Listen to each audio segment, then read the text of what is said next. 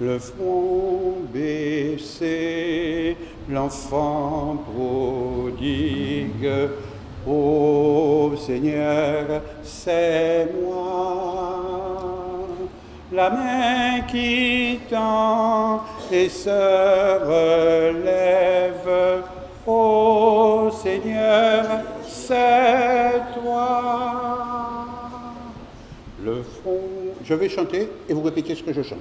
Le front baissé, l'enfant prodigue.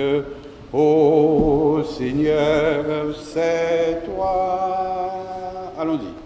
Le front baissé, l'enfant prodigue. Ô Seigneur, c'est toi. La main qui tend et se relève. Ô Seigneur, c'est moi. On reprend et ça ira. Le front baissé, l'enfant prodigue. Ô Seigneur, c'est moi. La main qui tend et se relève. Ô Seigneur, c'est toi. J'avais une maison et j'avais des amis. J'avais une chanson, plein le cœur, plein la vie. Pourquoi suis-je parti? Oh, pourquoi le front baissé, l'enfant prodigue? Ô Seigneur, c'est moi.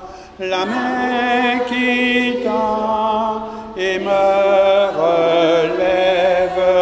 Ô Seigneur, c'est toi. Bon. Alors, je vais essayer de faire le lien entre ce qu'on a dit la dernière fois et la suite. Alors, je résume ainsi tout ce qu'on avait dit, c'est que le péché n'est pas qu'une infraction à la loi, qu'une erreur ou une faiblesse dans notre vie, mais le péché, je résume, c'est la trahison d'un amour. C'est l'oubli de celui qui m'aime, qui compte sur moi, qui veut vivre avec moi une vie d'alliance. Vous avez tout de suite compris qu'il s'agit du Seigneur. Car là où il n'y a pas d'amour, il n'y a pas de péché. Là où il n'y a pas d'amour, il n'y a pas de péché. Puisque le péché, c'est un refus d'aimer. Je découvre donc l'amour de Dieu pour moi, je me découvre pécheur. Je me refroidis dans ma foi. Plus je vais me refroidir dans ma foi, moins je vais me découvrir pécheur et comprendre la miséricorde de Dieu. Plus je mets Dieu dans ma vie, plus et mieux je comprends mon péché, je comprends aussi l'amour de Dieu, je comprends aussi la miséricorde de Dieu. Alors, qu'est-ce qu'on avait déjà vu depuis la première fois? On avait vu que nous sommes en situation de refus vis-à-vis de Dieu, nous sommes tous pécheurs. Et on était parti de se poser la question, mais depuis quand le péché existe-t-il? Rappelez-vous tout ce qu'on a dit à propos de la Genèse. D'accord? Ensuite, on a essayé de comprendre que notre situation de pécheur se révèle en face du mystère de Jésus-Christ. C'est sa mort et sa résurrection qui nous méritent le pardon. Après ça, on a vu que Jésus vient nous pardonner de la part de Dieu. Et le dernier point qu'on avait vu la dernière fois, c'était que par le sacrement de réconciliation, le prêtre nous déclare le pardon de Dieu. Alors je vous ai dit qu'il y avait 3 façons de dire le sacrement de la réconciliation, le sacrement de la pénitence, le sacrement de la confession. Nous allons mieux comprendre ces 3 façons de dire le sacrement de la réconciliation lorsque nous aurons terminé un petit peu ce que je vais vous dire aujourd'hui. Alors, j'avance avec vous. Le point que je veux développer est le suivant. Par le sacrement de pénitence, de réconciliation, Jésus ressuscité renforce ma conversion au Dieu vivant et vrai. Alors, le mot conversion, ne le prenons pas un petit peu dans le sens de notre culture ici aux Antilles. Je ne sais pas si on utilise beaucoup ce mot-là encore aujourd'hui, mais rappelez-vous, quand on parlait de conversion, il s'agissait du retour à une vie rangée au point de vue conjugal. Vous vous rappelez, hein? Un tel converti. Ou bien, lorsqu'on a connu les moments de mission, où les prêtres venaient pour faire des missions, pour aider à découvrir Jésus-Christ, aider un petit peu à se convertir, à ce moment-là, on disait, nous, l'homme qui était arrêté, un tel, levé conversion. Vous vous rappelez? Bon, c'était ça. Mais ne prenons pas le mot conversion dans ce sens-là. Regardons ce que nous dit la Bible. Dans la Bible, il s'agit de quelque chose de plus profond, de plus sérieux. Dans la Bible, il est question du retournement du cœur. Et quand on parle du cœur dans la Bible, le cœur représente l'homme tout entier. Donc c'est le retournement du cœur vers Dieu.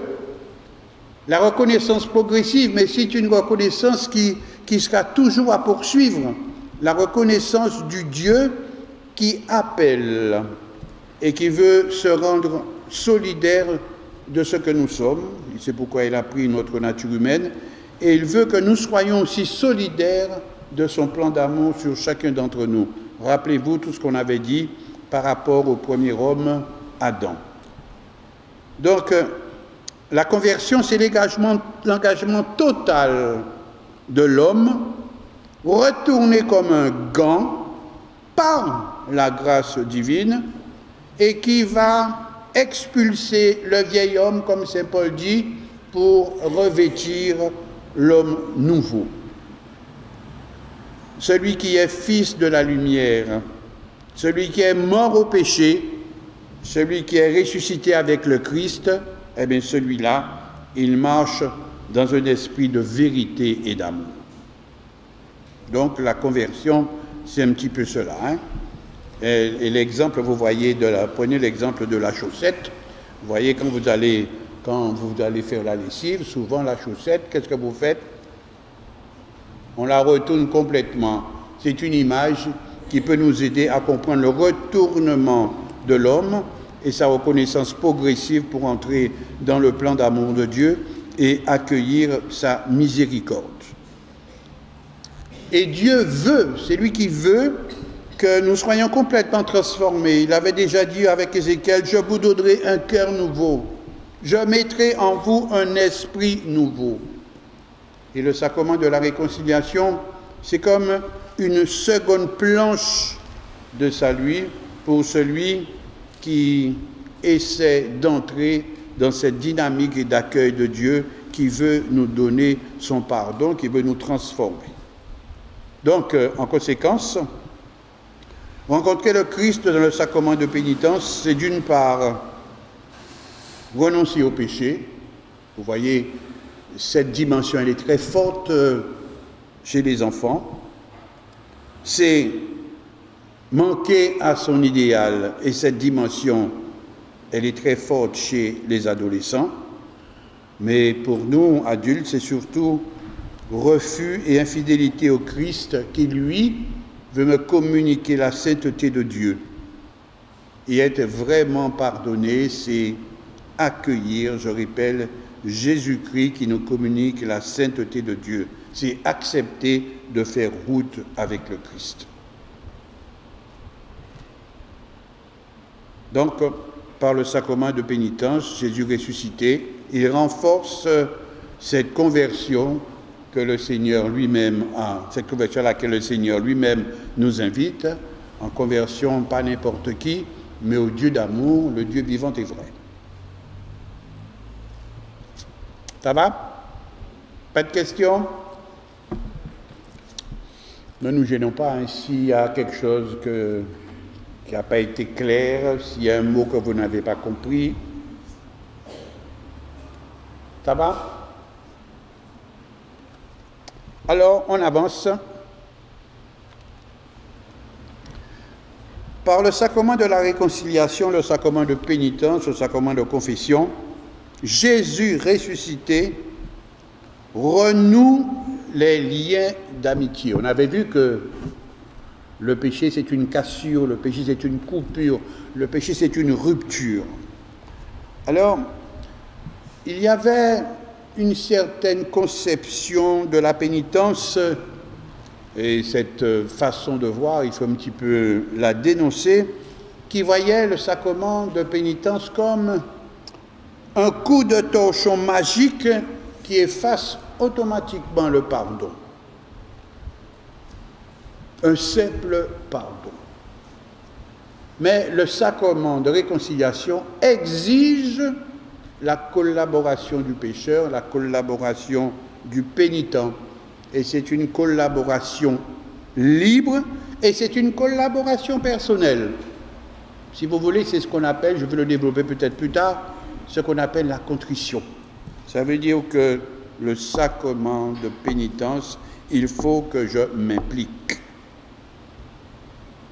Le sacrement, ce n'est pas un simple pardon, mais Jésus-Christ ressuscité, remarqué à travers l'enfant prodigue, il nous fait comprendre que c'est le sacrement de l'amitié retrouvée. Vous voyez l'histoire du Père, ce fils qui dit, moi, j'en ai assez, ça suffit à la maison. Bon, donne-moi ma part d'héritage, je m'en vais. En créole, on aurait dit d'une façon familière, on commençait à bouffer en case là, ban l'argent en main, en cas chapé. Moi, c'est grand, on peut faire ça moins voulé, etc. Donc, voilà. Mais le retour de l'enfant prodigue se fera à partir du moment où lui-même, il va se remettre en question et il va retourner et il va retrouver sa place. Et le Père, tous les jours, il cherche, est-ce qu'il attend le retour du Fils? Et il a même laissé sur sa table le couvert du Fils. Donc Jésus-Christ, par le sacrement de la réconciliation, eh bien, il nous fait comprendre que l'amitié que nous apporte le sacrement de réconciliation, cette amitié, elle est retrouvée et peut-être parfois même, elle est accrue parce que revenir à Dieu, c'est retrouver sa place dans la grande famille. Et je vous disais que ce sacrement a besoin de la collaboration du pénitent. Le sacrement, qu'est-ce qu'il fait? Il illumine notre conscience. Et donc, il y a une découverte progressive de notre relation et à Dieu et aux autres. Autrement dit, de notre relation concrète. On est dans une famille, on est dans une église, on est pécheur. Oui, mais on est pécheur aussi dans une communauté. On est pécheur dans un peuple qui s'avoue aussi pécheur. Ça, on le verra lorsqu'il sera question de la façon dont on peut se confesser. Alors, à ce titre, le sacrement, vous voyez, c'est un progrès spirituel. Parce que si on n'essaie pas de mieux comprendre, de mieux découvrir la relation avec Dieu et la relation avec les autres, ce qui risque de se passer, c'est qu'on prenne un petit peu la confession à la rigolade. Donc il peut y avoir un étiolement de la qualité spirituelle du sacrement. C'est important qu'on comprenne parce qu'on n'est pas obligé non plus de se confesser chaque fois que l'on veut communier, mais la confession fréquente aide à acquérir une foi adulte et une foi engagée. Je reviendrai concrètement là-dessus tout à l'heure, sur, si vous voulez, les effets de la confession et ce que nous apporte le sacrement de confession, car je voulais répondre à plusieurs questions que vous avez posées à ce sujet, mais je préfère terminer ce que je ce que j'ai commencé, et après je reviendrai plus facilement sur toutes les questions que vous avez posées. Donc par le sacrement de la réconciliation, Jésus ressuscité m'établit dans la liberté des enfants de Dieu. Le péché, c'est comme un lien qui m'en sert, qui me rend esclave. D'ailleurs, la Bible parle de l'esclavage du péché. L'amitié retrouvée avec Dieu me rend libre, mais une liberté quand même qui est exigeante. C'est une liberté qu'il nous faut constamment renouveler, constamment conquérir. Et la route est difficile. La route est difficile exactement, si on peut prendre un exemple, comme celui des Hébreux. Les Hébreux, qu'est-ce qui s'est passé? Ils sont sortis de l'Égypte, ils ont retrouvé leur liberté, ils sont devenus libres. Mais cette liberté, 40 ans après, il y a eu, sur le mont Sinaï, il y a eu l'Alliance. Mais après l'Alliance, qu'est-ce qu'ils ont fait? Après l'Alliance, ils ont laissé tomber Yahvé. Donc c'est ce qui nous arrive aussi un petit peu dans le domaine de la confession. Par le sacrement de réconciliation, nous retrouvons notre liberté d'enfant de Dieu, mais attention, cette liberté, elle est exigeante parce que cette liberté nous demande toujours de faire attention et d'essayer de rester dans le chemin de l'alliance. Je jalasse point, chi ben chien, revenez dans le chemin de l'alliance. Voilà. Alors le sacrement de réconciliation, on peut le considérer comme le sacrement, vous savez, entre guillemets, de guérison. La Bible parle souvent de Dieu qui guérit, de Dieu qui rend la santé, de Dieu qui rend la vie. Et dans l'Évangile, regardez, Jésus guérit les maladies du corps. Maladie du corps, signe d'une guérison plus totale, qui est la guérison du cœur. Avant de guérir quelqu'un dans son cœur, dans son corps, pardon, Jésus commence toujours par le guérir dans son cœur. Et pour terminer, je dirais que le sacrement de réconciliation, c'est le sacrement de la joie. La frère prodigue, lorsqu'il est retourné à la maison, qu'est-ce qui s'est passé? On a fait la fête. Dans le même chapitre, un petit peu avant et après, quand il est question des deux paraboles de la brebis perdue et de la drachme retrouvée, ces paraboles se terminent, il y a une plus de joie au ciel pour un seul pécheur qui se convertit que pour 99 justes qui n'ont pas besoin de pénitence. Et pour Zachée, c'est la même chose. Le salut est entré dans cette maison et Zachée, il était tout content. Voilà. Et Zachée est reparti et il a même dit, ouais, j'ai compris, si jamais j'ai fait du tort, je vais essayer de réparer. Le sacrement de la joie. Alors, je vais essayer de répondre à 3 ou 4 questions que vous m'avez posées. On va poser la question suivante, comment se corriger? Comment ne pas retomber toujours dans les mêmes fautes? On commet toujours les mêmes péchés. Quelle est l'efficacité du sacrement de réconciliation? Je retombe toujours dans les mêmes fautes. Je dirais tout d'abord que ce regard qui est porté sur le sacrement de la réconciliation peut être une façon de dire, mais finalement, la grâce de Dieu ne porte pas de fruits. De se dire, voyez le langage de l'Évangile, 100 pour 1, porter du fruit, c'est un langage qu'on trouve dans l'Évangile. Donc ce serait un petit peu douter de l'efficacité du sacrement de réconciliation, donc douter un petit peu de la grâce de Dieu. Alors c'est vrai, c'est évident, c'est toujours les mêmes, nous tombons dans les mêmes fautes. Vous savez, l'avare, il a peu de chances de devenir prodigue. Le péché est plus facile et moins imaginatif que la grâce.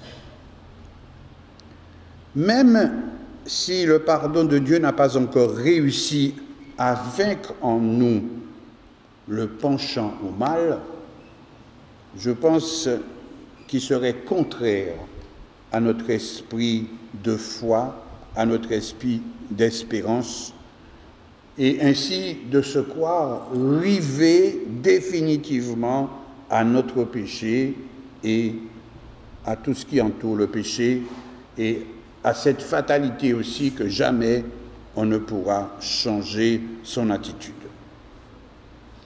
Alors, au lieu d'accuser le sacrement de réconciliation d'impuissance, il faudrait se poser la question, comment nous l'avons reçu jusqu'à aujourd'hui, les adultes? On se pose la question, comment nous l'avons reçu?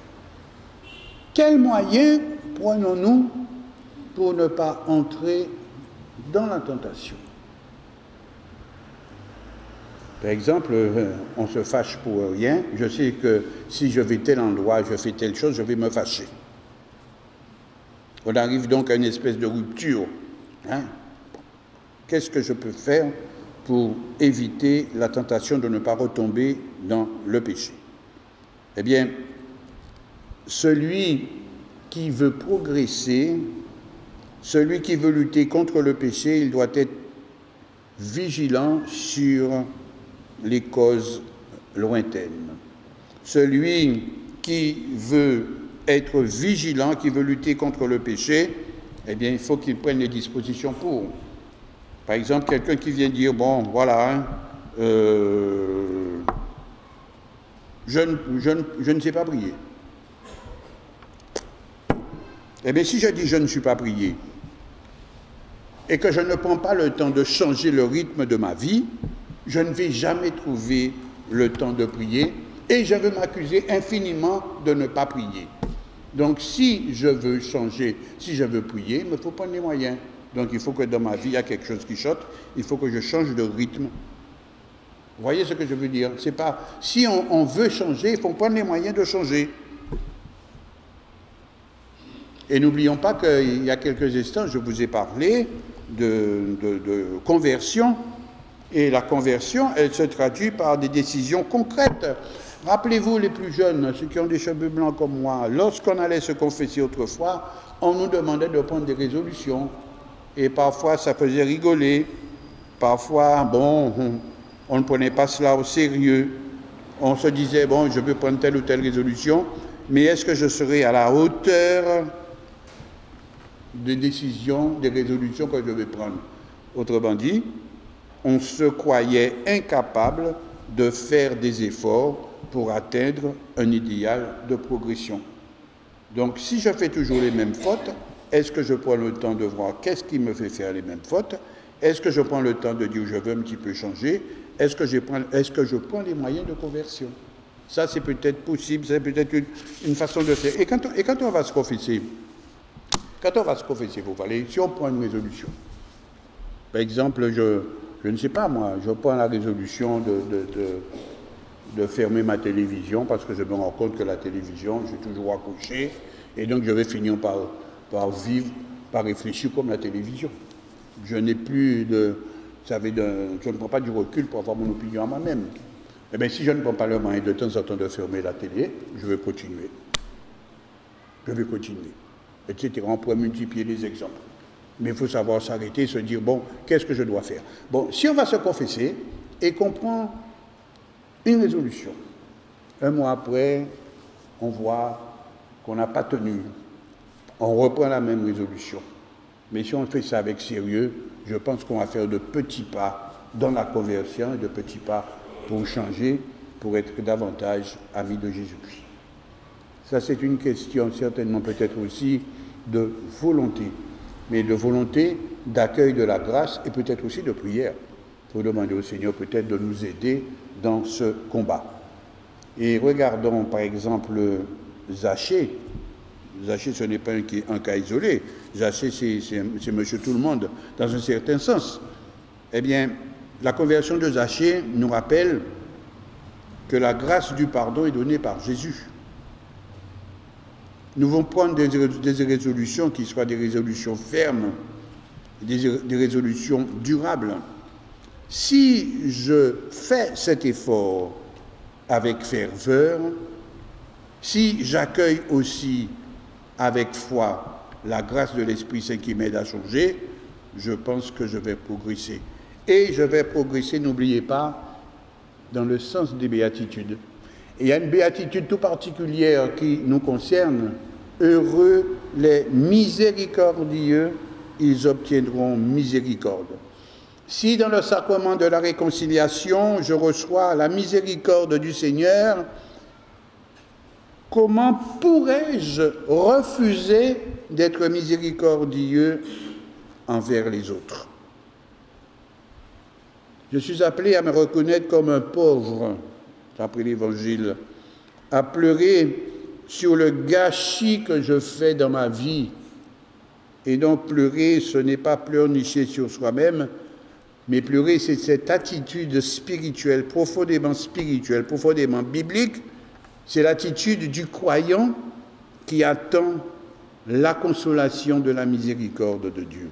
Si je prends le temps de regarder ma vie et que je me rends compte que ce n'est pas toujours joli, mais dans la foi, pour moi, c'est prendre le temps aussi d'accueillir le Seigneur qui me fait partager sa miséricorde.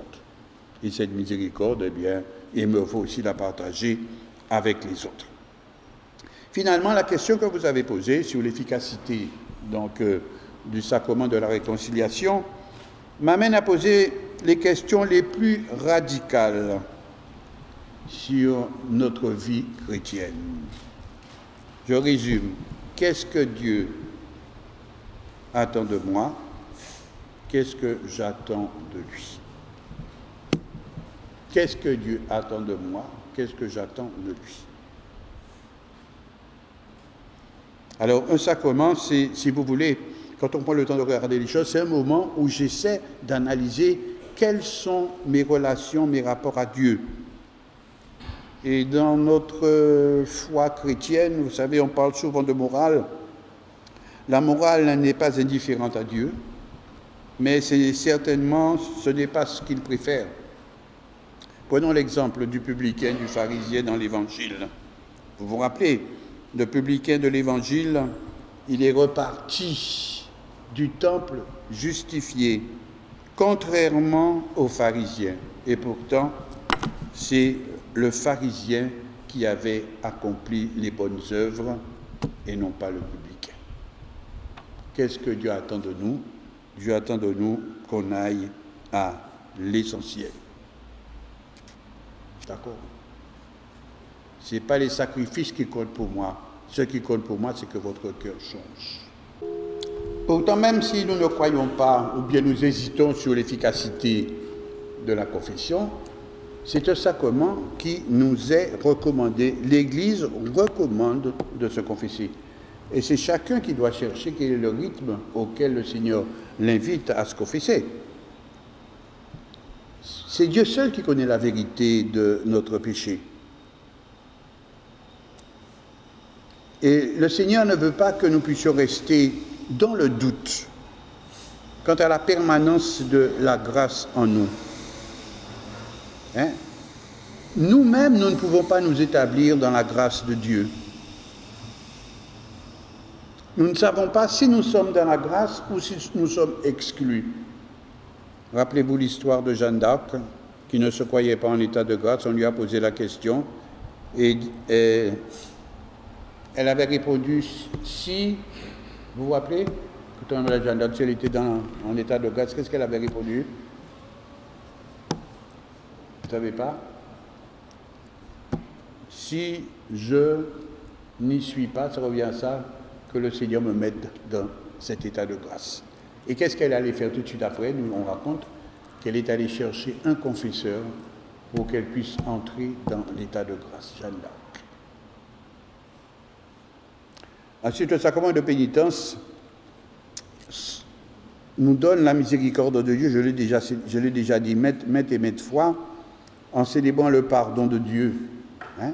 Et à chacun, je répète, de trouver le rythme quant à la fréquence de la confession. Et la question qui m'a été posée aussi, on n'est pas obligé de se confesser pour aller communier, à moins d'être en état de rupture à moins d'être sous le coup de ce que nous appelons le péché mortel.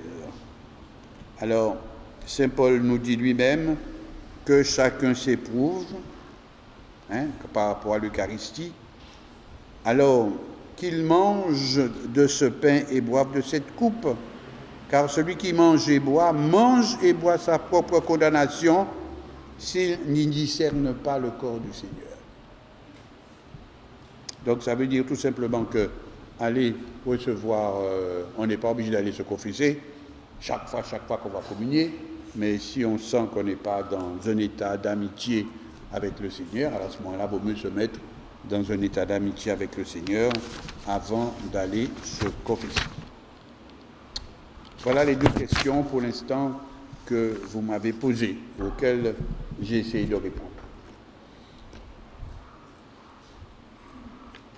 Je peux continuer ou bien on fait un petit arrêt ou bien vous avez des éclaircissements à demander? Oui, madame. Vous venez de dire tout de suite être en état d'amitié avec le Seigneur.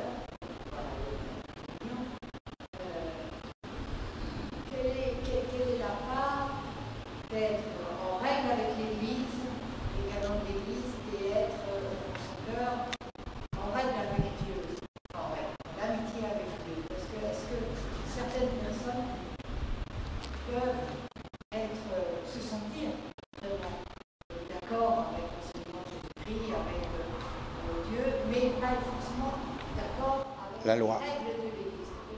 Oui, eh bien, prenons des exemples concrets. Prenons des exemples concrets. Par exemple, quelqu'un qui est divorcé ou marié. La grosse question. Quelqu'un qui l'aime, qui s'aime l'un à l'autre, mais qui ne s'est pas passé devant son père. Alors, par exemple, comme on dit chez nous, les gens qui restent. C'est ça comme ça qu'on dit ça ici, les gens qui restent. Bon, alors les gens qui restent, bon, on n'a pas à les juger non plus, hein, mais les gens qui restent ont choisi de rester. Et pourtant, les gens qui restent, ils savent. Hein? Mais la vie de divorcé remarié, ou la vie chrétienne de divorcé remarié, ou la vie chrétienne de quelqu'un qui reste, ne se limite pas à la confession et à l'Eucharistie, c'est tout le reste. C'est ça qui est difficile à comprendre. Quelqu'un qui reste ou quelqu'un qui est divorcé, bon, je vais faire la différence tout à l'heure. Quelqu'un qui est divorcé, le divorcé, il est tout seul. L'Église n'accepte pas le divorce. Mais cette personne, bien que divorcée civilement, elle est considérée par l'Église comme étant mariée.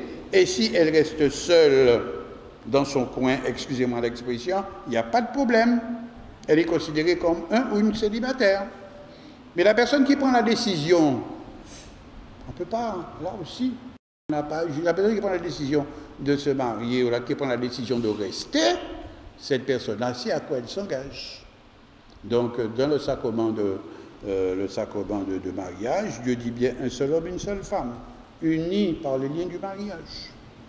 Mais, je répète, il y a la règle de l'Église, il y a l'accueil des personnes divorcées remariées.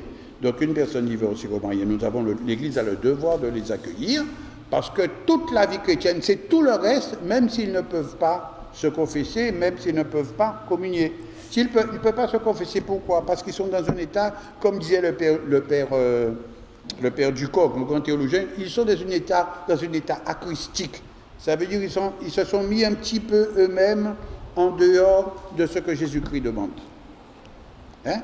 Et puis, la vie chrétienne, c'est la vie de prière. La vie chrétienne, c'est s'occuper des autres aussi. La vie chrétienne, c'est nourrir sa vie par la parole de Dieu.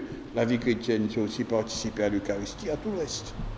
Et vous comprenez comment ça, c'est vraiment une souffrance, c'est vraiment une blessure pour les gens qui sont divorcés, remariés ou qui restent. Mais là, vous voyez, on est pris sur deux terrains. Il y a un terrain où il faut savoir accueillir ces gens-là, et un autre terrain, il faut être vrai. Quelqu'un qui vient me dire, mon père, est-ce que je peux... Je suis obligé de lui dire d'être vrai avec la personne et de rappeler un petit peu ce que Jésus-Christ a demandé et ce que l'Église propose, parce que l'Église continue Jésus-Christ. Vous voyez comment c'est délicat. Mais enfin, c'est à nous de savoir aussi... Moi, je me rappelle, j'avais essayé d'accueillir des divorcés remariés pour faire une équipe comme ça avec eux, pour les accompagner.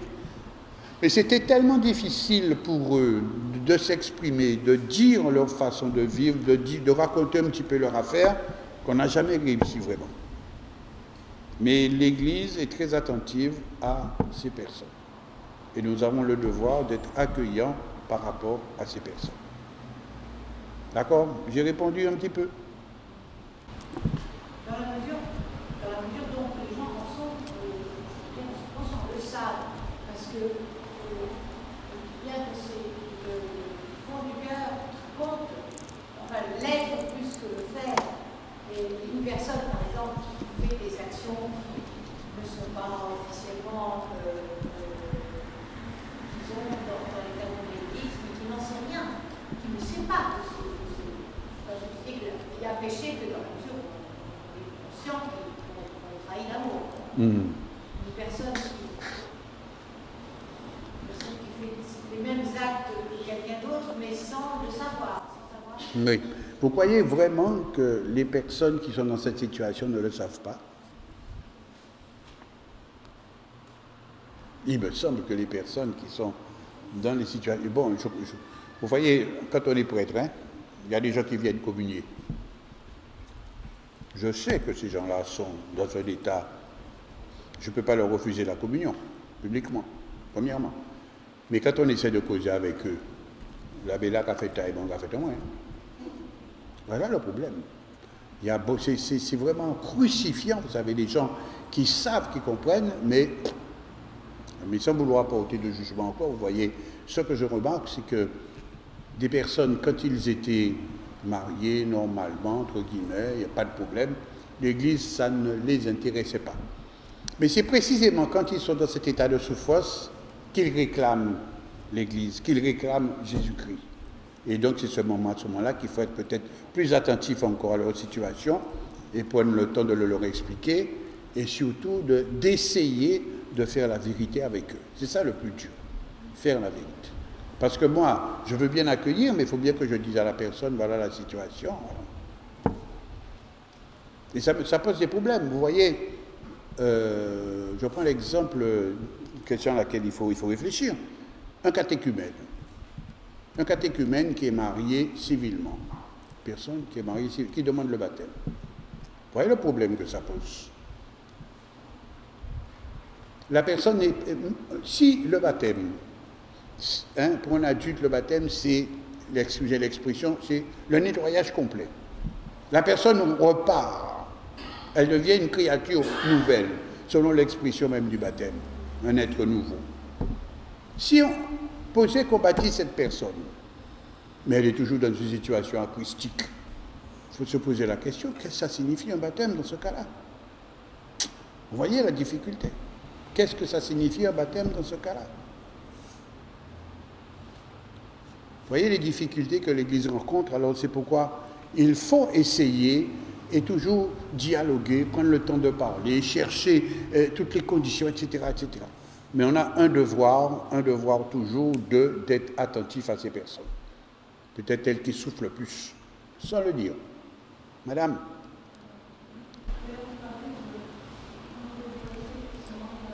J'entends pas, excusez-moi. Je n'entends pas.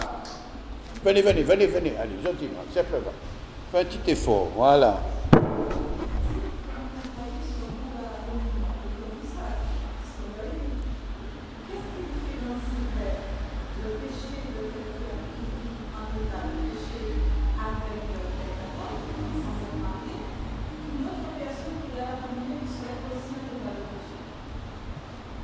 Moi, si j'ai dit que je ne refuserai pas la communion à la personne, pourquoi?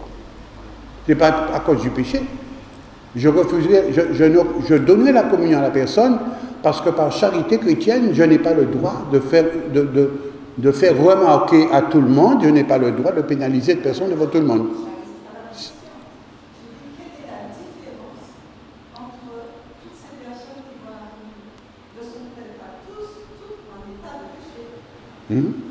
Quelle est la différence? Eh bien, la différence, c'est que celui...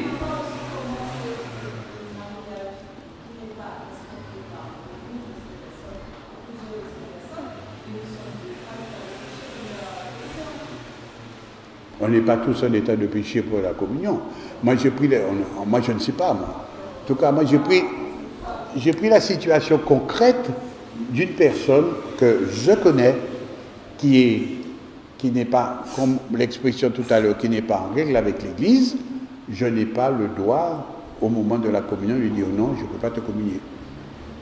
D'accord? Je ne peux pas te communier. Je n'ai pas le droit de faire ça par charité. Là, on ne tient plus compte du péché ou pas, mais par charité. Mais c'est chacun qui, comme dit saint Paul, qui doit s'examiner et savoir s'il est digne d'aller recevoir le corps du Christ.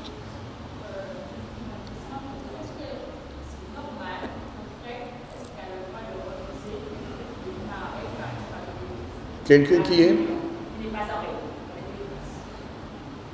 publiquement, il peut pas le refuser, parce que ce serait devant tout le monde accuser la personne et tout le reste. Mais si une personne en privé vient demander la communion, il faut que le prêtre fasse la vérité avec elle. Mais il y a des paroisses qui le font, parce que je suis sûr que le prêtre ne peut pas faire de scandale à la messe, c'est tout. C'est tout. Il peut savoir, mais je vous dis, la personne qui vient devant moi, je sais qu'elle n'est pas, entre guillemets, comme disait Paul, capable de faire la communion, je ne vais pas lui dire devant tout le monde, retourne, tu ne peux pas. Ça serait un manque de charité trop grave. Donc, c'est pas... Mais je sais qu'il y en a qui le font, puisque moi, je vous dis, je connais des personnes. Seulement, quand j'ai l'occasion de parler avec elles, j'essaie de parler avec elles. Mais si mon a dit comme ça, la bella, qui a fait taillement, qui a fait tellement, qui a communié. Saint Paul nous a dit tout à l'heure qu'il faut prendre le temps de s'examiner là-dessus. D'accord? Donc je répète, je redis que c'est un problème délicat, que c'est un problème dur, et que je sais que beaucoup de personnes souffrent à cause de cela. Mais l'Église doit être accueillante et rappeler toujours à ces personnes que la vie chrétienne, ce n'est pas seulement problème de communion et de confession, c'est tout le reste.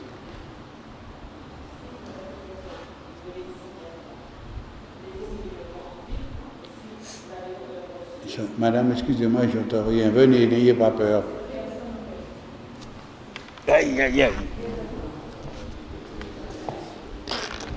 Rien à faire. Alors,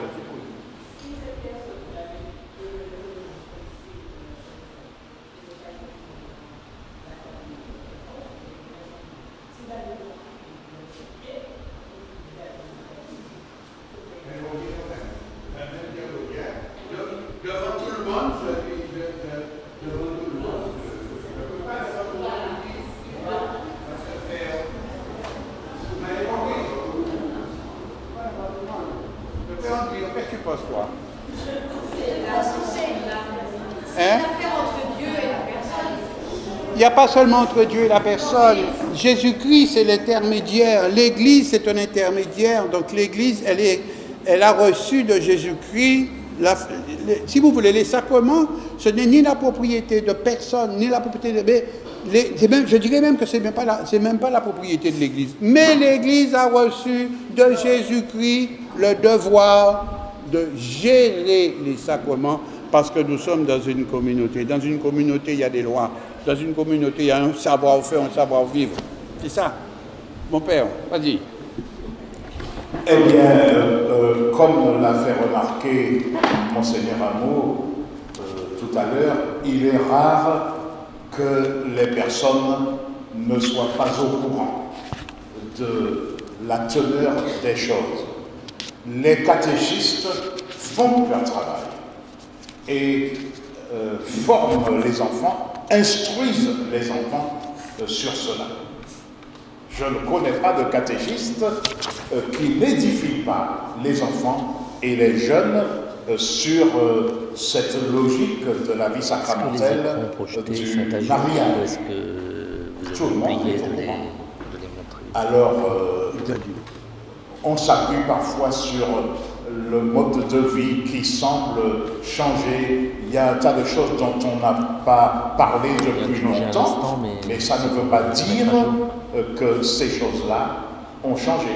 Rappelons-nous ce que le Seigneur nous dit dans l'Évangile de ces jours-ci, pas un seul petit trait, pas un seul iota de la loi ne sera enlevé.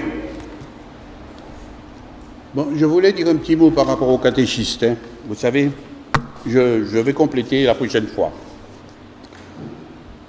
La première confession pour des enfants, vous vous rappelez, au début, je vous disais, la façon dont nous avons vécu le sacrement de réconciliation, ça peut être un handicap pour aujourd'hui. Pour les enfants qui sont au catéchisme, vous savez, si on ne prend pas le temps, avant de commencer à préparer les enfants à leur première confession, si on ne prend pas le temps d'être au clair avec les parents, on perd son temps. Parce qu'avec les parents, il faut redécouvrir les choses du péché. Les parents même ne sont pas très au courant du péché. Les parents ont été éduqués sur une liste de péchés. Moi, il m'est arrivé au moins une fois, un exemple très simple pour nous aider à comprendre, une petite fille qui était au CE2 ou au CM1, je ne me rappelle plus, qui vient se confesser et qui dit « Mon père, je m'accuse d'avoir fait l'adultère ». Mais je ne sais pas où elle a pris ça, si on lui a donné une feuille de match. Je ne me suis pas occupé, je n'ai pas relevé. Ce n'était pas la peine de mettre le trouble dans le cœur de cet enfant. Deuxième chose, il faut que les parents comprennent la différence entre culpabilité et responsabilité. Il faut que les parents découvrent un petit peu ce que je vous ai dit, si ça ne s'est pas fait. Alors la prochaine fois, je reviendrai là-dessus certainement sur la première confession des enfants, comment nous, communauté, il y a quelque chose à faire pour que les choses avancent. Et il faut commencer avec les parents, mais il faut commencer longtemps à l'avance. Il faut peut-être plusieurs réunions de parents. Et au fur et à mesure que les enfants progressent dans la découverte de Jésus-Christ, au fur et à mesure, il faut aussi que les parents soient là pour les accompagner. Et il faut que les catéchistes elles-mêmes soient au clair. Il faut que les catéchistes elles-mêmes soient au clair. Parce que vous savez, tout ce travail-là que je vous dis là, c'est un travail que j'ai fait pour les sessions de catéchistes il y a déjà des années. Donc c'est important que les catéchistes puissent découvrir ce que je vous dis là pour accompagner les enfants.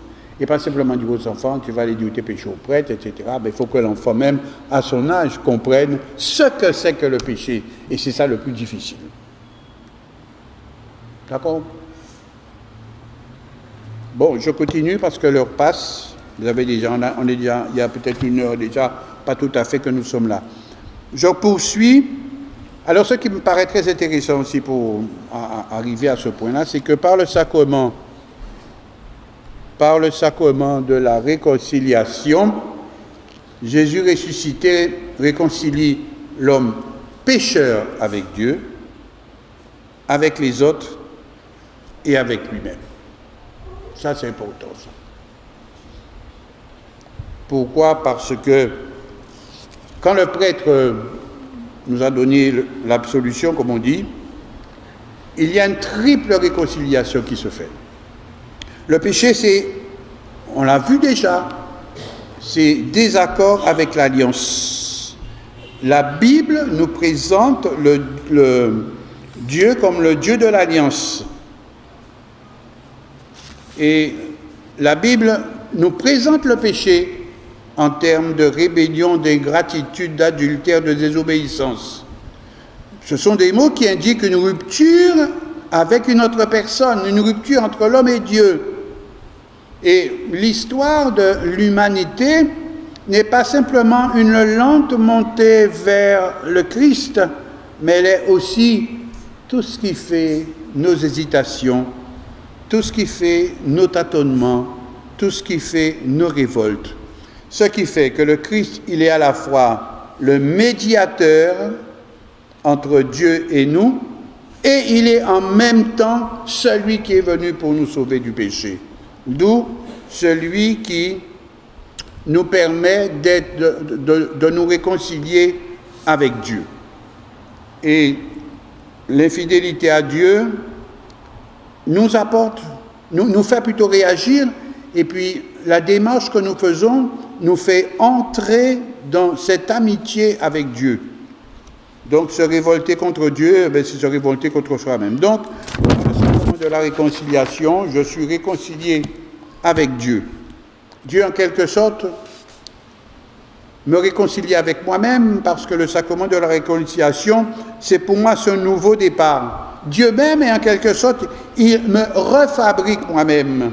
Et aimer Dieu, c'est accueillir sa miséricorde, sa grâce, et le sacrement de la réconciliation me permet de me reconstruire. Donc, réconciliation avec Dieu, réconciliation avec moi-même, avec moi-même, et réconciliation avec les autres, c'est-à-dire réconciliation, puisque je fais partie, tout à l'heure je vous le disais, que je fais partie d'une communauté qui est la communauté des chrétiens, je retrouve ma place dans la communauté Église. Et donc, je suis réconcilié avec les autres.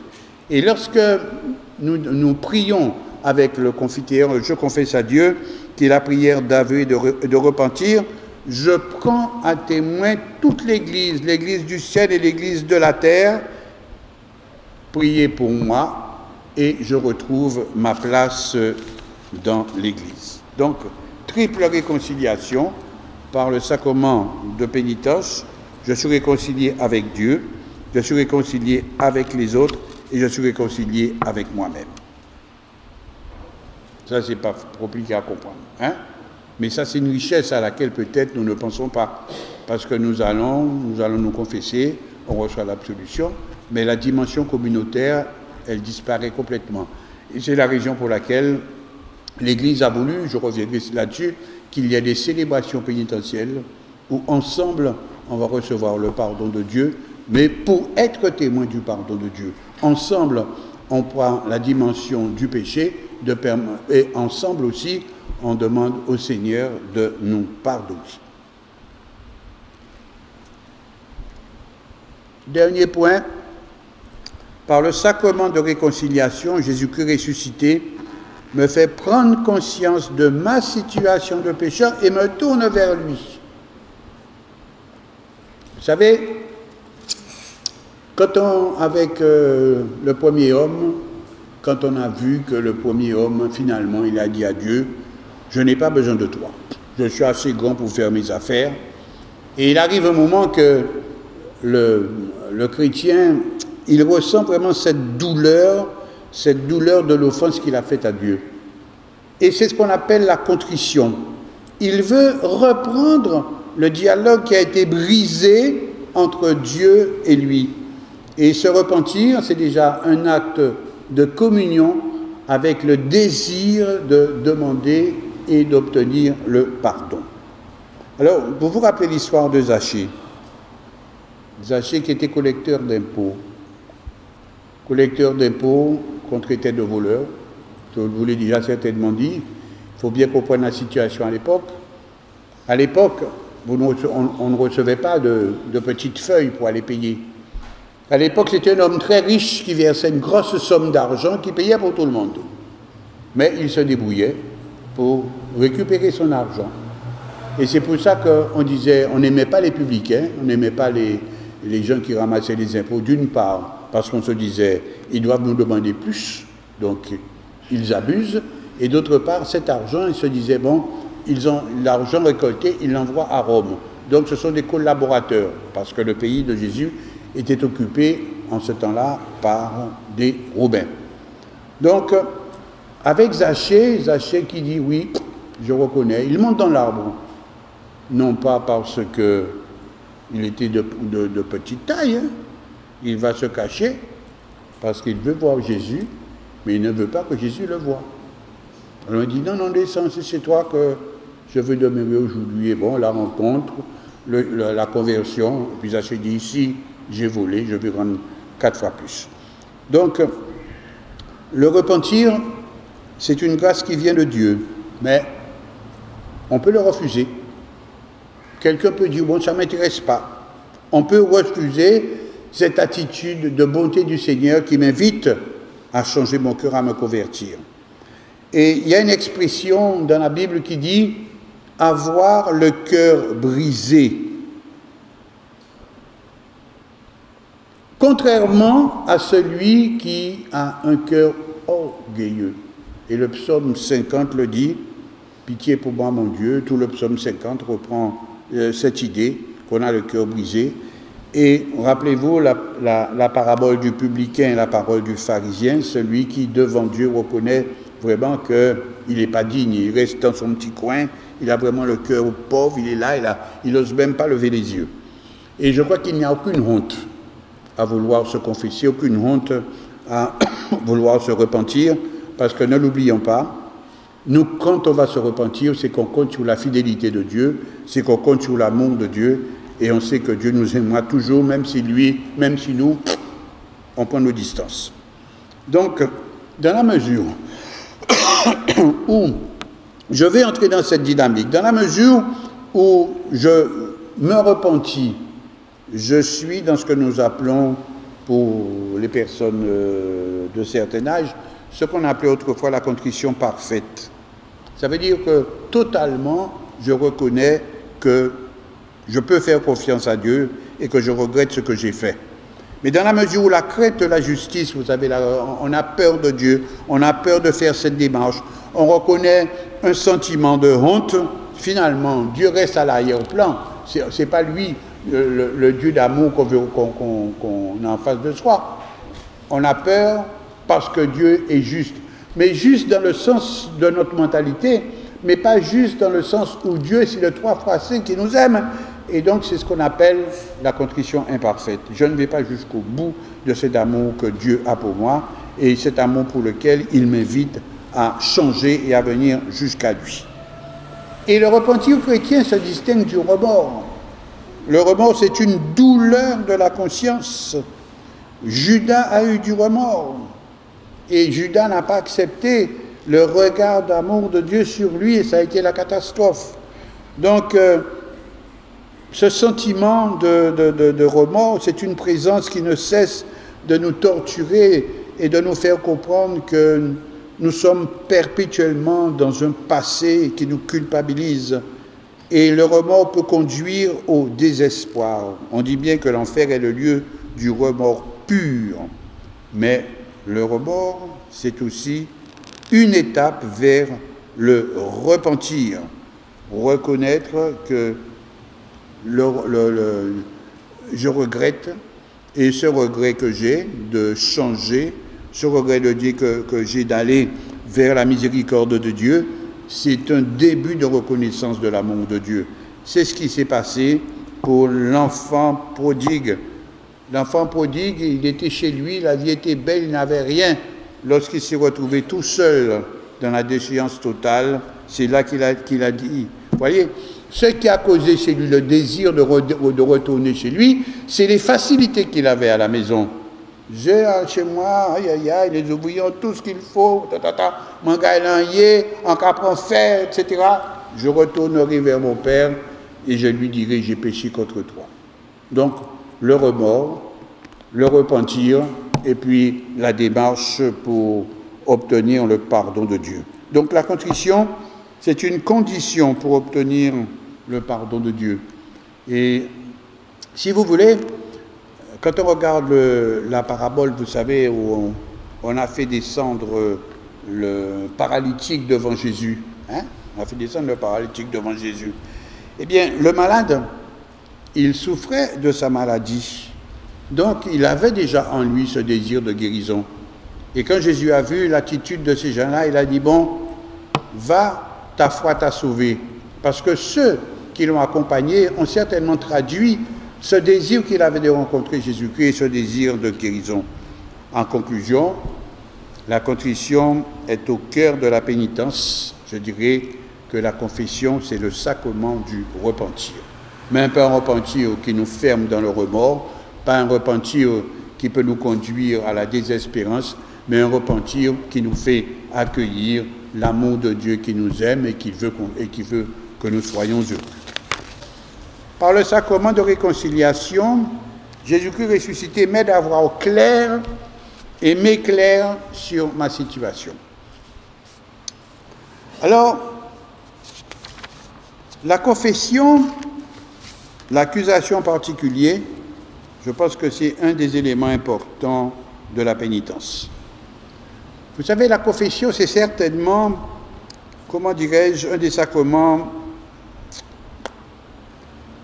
les plus discutés. Pourquoi se confesser? Voilà, je vous dis ce qu'on entend. Hein. Pourquoi se confesser? Pourquoi se confesser un prêtre? C'est certainement le sacrement aussi le plus en vue, parce qu'on parle de recevoir la pénitence, de recevoir le pardon. c'est un sacrement aussi où on constate la négligence la plus grande de la part des chrétiens. Les aveux sont vagues, les aveux sont flous, les aveux témoignent d'une conscience religieuse et d'une conscience morale peu formée, et souvent on pourrait même dire qu'on constate comme un sabotage du sacrement de pénitence. On n'aime pas se confesser. On n'aime pas se confesser. Et quand on va se confesser, figurez-vous, pendant la période de carême, beaucoup d'hommes, beaucoup de femmes iront se confesser. Mais au cours de leur accusation, il y en a qui n'iront pas jusqu'au bout ou qui vont chercher des expressions pour passer à côté. Allez dire au prêtre, je m'accuse d'avoir fait une petite promenade. Bon. Allez dire au prêtre, je m'accuse d'avoir désobéi à mon mari. Vous voyez? Alors moi je crois que l'accusation, si le Christ doit m'aider à faire clair en moi sur ma situation, il faut que je prenne le temps.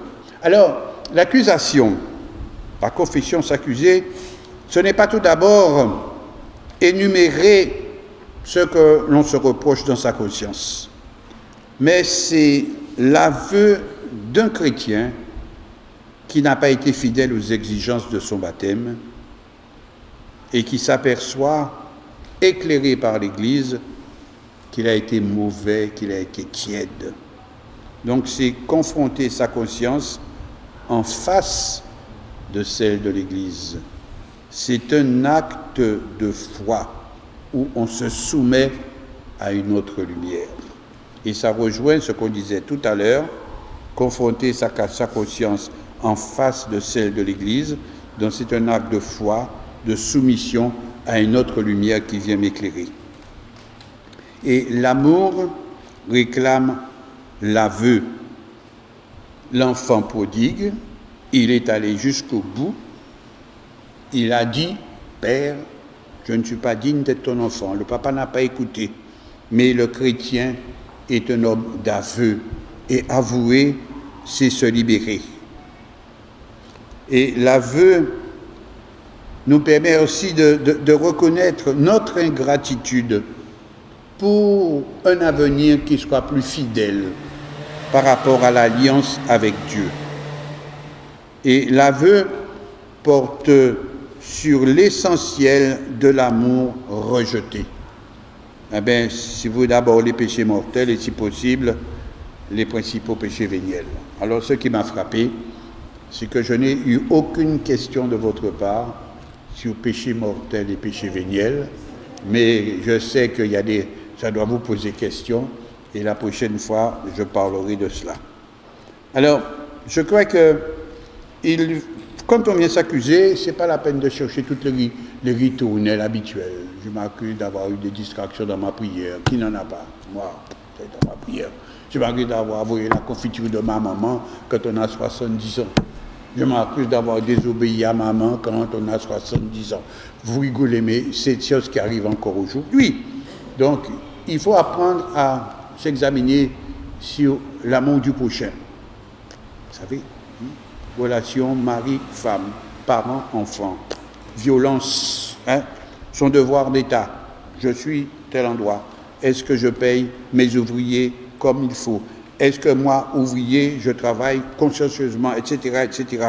Donc, est-ce que je ne conduis pas trop vite? Est-ce que je ne mets pas en péril la vie des autres?